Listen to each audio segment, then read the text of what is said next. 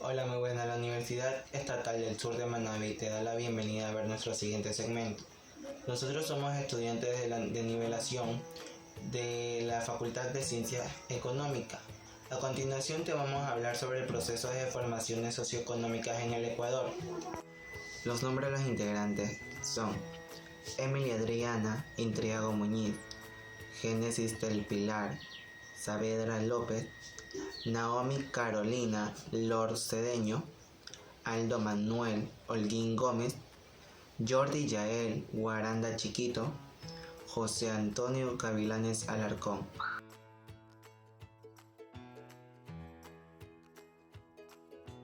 Y hoy les voy a hablar acerca del Abya Yala. Según los originales, comúnmente llamados indígenas, el nombre América no representa nuestro territorio ni cultura en toda su totalidad, ya que es un nombre ingresado por los españoles en el descubrimiento de América, a pesar de que América no fue descubierta, sino que fue colonizada. El término Abya Yala es utilizado desde la conquista americana y mucho antes. Fue acuñado por el pueblo Cuná, originario de Colombia y Panamá. Se compone de dos palabras, ave que significa sangre y ala que significaría un espacio o un territorio que viene de la madre grande, aunque en unificación quiere decir tierra viva, tierra madura o tierra que florece. Procede de un poema que adquiere su mismo nombre, el Abya Yala Guayguaycuna. Relata la importancia de la tierra, la espiritualidad, la lava incandescente, las selvas profundas y las cuatro ternuras, así como los sitios de batalla de esfuerzos imposibles. Actualmente es respaldada por partidos políticos y gubernamentales e incluso ya la adaptaron como tal. Sin embargo, solo hasta 2004, en la segunda cumbre continental de los pueblos y nacionalidades indígenas de la Abya Yala, fue dicha explícitamente en el sentido político. Como dato curioso, ¿sabías que el término indígena también es una palabra que nos asignaron los españoles? Esto se desarrolla cuando Cristóbal Colón inició su viaje, puesto que la finalidad de este era llegar a la India, y al no saber dónde estaba, supuso que era la India y por lo tanto sus habitantes eran indios.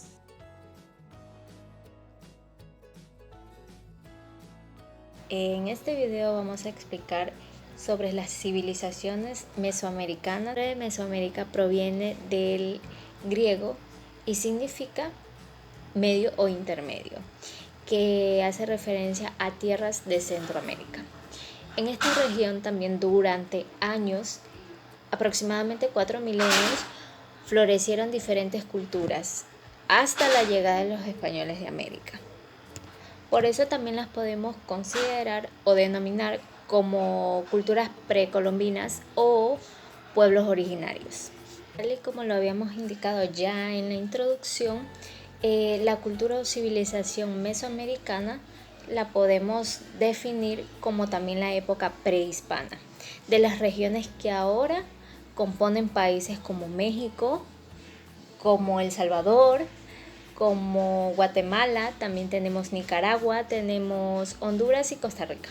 A continuación les daré una breve historia sobre cada una de las culturas mesoamericanas más relevantes. En primera tenemos a la cultura azteca, que en sus inicios los aztecas eran considerados una cultura mesoamericana inferior por su naturaleza nómada. Tenemos citada la cultura maya, que esta era una de las civilizaciones más brillantes de las culturas, en donde se le atribuye una característica excepcional porque fluían en el desarrollo del conocimiento de la región.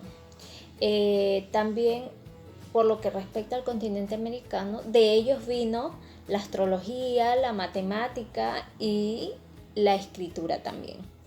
Como tercera cultura mesoamericana tenemos la cultura olmeca, considerada también la cultura olmeca como la madre de las dos anteriores que he citado.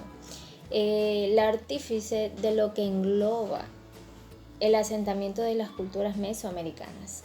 Se la considera una teocracia a la antigüedad. La adoración a los dioses representadas en los templos dedicados a ellos, en esculturas que se idolatraban. También existían una autoridad, por decirlo así, para poder regular el credo más conocido, como la figura del chamán, equivalente al Papa Romano. Y como última cultura tenemos la cultura teotihuacana. quizás sea la civilización menos conocida y la más enigmática. Tenemos muy pocos datos sobre esta cultura, pero también en lo poco que tenemos de conocimiento sabemos que los teotihuacanos de esta cultura surge la fundación de la ciudad, que significa lugar de dioses o denominada lugar de dioses, donde se realizaban los trabajos arqueológicos, dando lugar al descubrimiento de esta ciudad. Vamos a la economía mesoamericana. Principalmente esta economía se sustentó en aquellos tiempos principalmente con el trabajo humano. Al no contar con máquinas o animales de carga, obviamente requeríamos del esfuerzo humano. La propiedad y el cultivo de la tierra eran principalmente comunitarios. Las principales fuentes de subsistencia fueron la agricultura, la caza y recolección, la pesca, el comercio y el tributo. El tema que voy a hablar es sociedad y política. Las organizaciones políticas implicaban un ordenamiento social desde preclásico 2500 antes del siglo. Se distinguían las civilizaciones mesoamericanas tres grupos sociales principales que son las clases gobernantes, los nobles y la gente común, donde estaban grupos que sobresalían los comerciantes y los artesanos como una clase social distintiva. La gente común vivía en barrios o en pueblos donde no había ninguna indiferencia social. La familia vivía con igualdad y solamente los jefes y mayordomos se encargaban de realizar o resolver los problemas y pleitos comunales. Y hoy les voy a hablar sobre las formas económicas de dominación colonial. Estas existieron durante la segunda mitad del siglo XVI y también a finales del siglo XVII. Existieron dos tipos de pueblos sometidos a la dominación.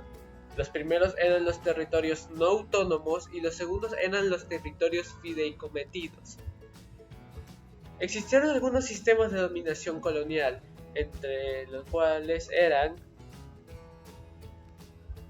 los sobrajes. Estos existieron durante mediados del siglo XVI hasta el siglo XIX en la América colonial y más específicamente en la Nueva España.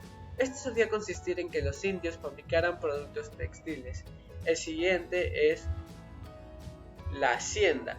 Este solía ubicarse en la Pampay o en otras zonas del lado sur. Esta forma era bastante típica en el sistema colonial español y era un modelo de organización agropecuaria y social.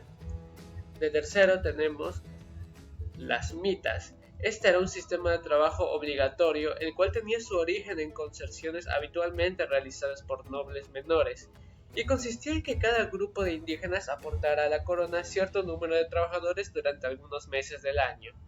Y por último tenemos el concertaje. Este enmascaraba un sistema de servidumbre y esclavitud, el cual consistía en la sujeción de por vida del indígena a la hacienda a través de sus deudas. Los mecanismos para endeudar a los indios eran diversos y estaban llenos y ligados a la estructura simbólica y ritual de la comunicación indígena.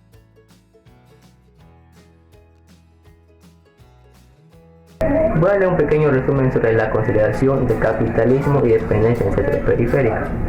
Por el sentido común de la gente, el capitalismo surge con la revolución industrial en 1750. Sin embargo, para que esto surgiera, este nuevo modo de organización, la economía y la sociedad, fue necesario un largo proceso de todos los planos de la vida de la sociedad europea. Fue en Inglaterra donde durante el siglo XVII se produjeron cambios económicos, políticos y sociales que transformaron la organización feudal y prepararon las condiciones para el advenimiento de sociedades capitalistas. La continua expansión de los mercados y comercio en la producción agrícola. Características del capitalismo: capital como centro directivo, defensa de la propiedad privada, clase socioeconómica, libertad de la asociación de empresas, ley de oferta y demanda, promoción del libre mercado, libertad de trabajo, promoción de la competencia, interferencias mínimas del Estado. Gracias por su atención.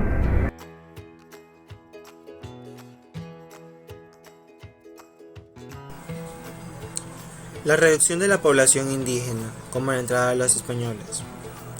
La reducción de la población indígena, como la entrada de los españoles, fue dada por diversos motivos. Uno de estos motivos fue la entrada de enfermedades infecciosas. Esta enfermedad se la conocía como la viruela, conocida por toda Europa, pero desconocida para los indígenas. Estas enfermedades las portaban los colonizadores. Debido a la disminución de la población, se comenzó y se realizó el tráfico de esclavos hacia América para sustituir la mano de obra ya inexistente. A continuación te daremos la causa de la reducción de la población indígena. Las condiciones de la explotación de los indígenas por el nuevo amo y señor. Las enfermedades infecciosas traídas por los colonizadores. La población indígena no tenía defensas contra estos virus o enfermedades infecciosas. La expansión que tuvo las expansiones que tuvo las enfermedades venéreas del Caribe, especialmente la sífilis, como causa del colapso de la población. Fue la muerte de los indígenas causadas por las guerras entre ellos, como los españoles y los auxiliares de estos también indígenas. Estas son las causas de la reducción de la población.